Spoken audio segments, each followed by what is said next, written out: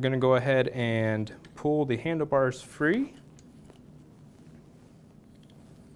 and swing them around so that they can go into the head tube on the bike.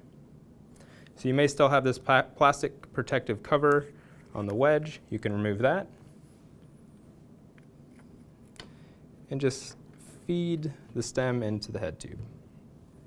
You may have to untangle some of the brake lines or gear lines. The most common untangle is the front brake, which should be on the rider's left side and not coming up across where the wheel comes through. You may have to lift up the front of the bike and swing it around, but it's a pretty easy fix once you figure it out. So now let's go ahead and adjust the front brake so that it is functioning properly. To do this, we're going to go ahead and use our 5mm hex or Allen wrench and loosen up the brake calipers.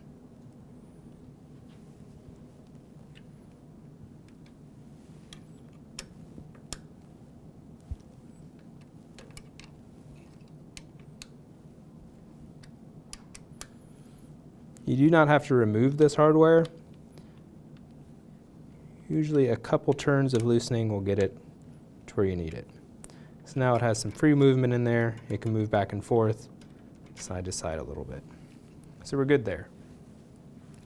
We're going to go ahead and use the same wrench and turn this piston on the inside to where it closes.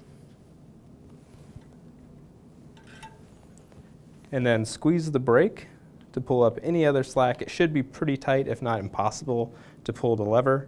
And then we're going to tighten our brakes, snugging up both ends before we finish tightening.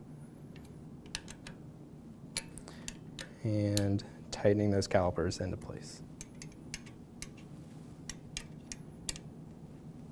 The purpose of this adjustment is to try to get the brake disc in the center of the brake caliper. Go ahead and release the brake handle if you're still holding it down, and we will back off that a half turn. I'm going to go ahead and rotate. So we're getting a little bit of noise still, so we may need to adjust a little bit more. I'm looking down at the caliper and making sure that there's a little bit of daylight showing between the brake pad that's on this side and the disc itself.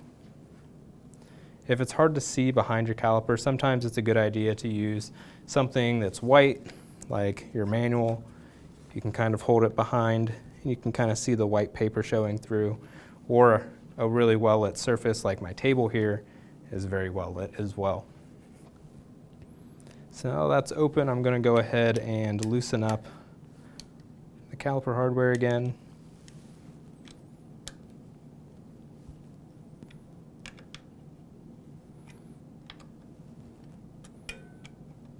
And do it just enough to where it can move around on its own again. I'm going to open this up so I see a little bit more daylight. Okay. Now squeezing on the brake handle, in this case I can pull back a little bit further than last time. I'm going to retighten the caliper bolts.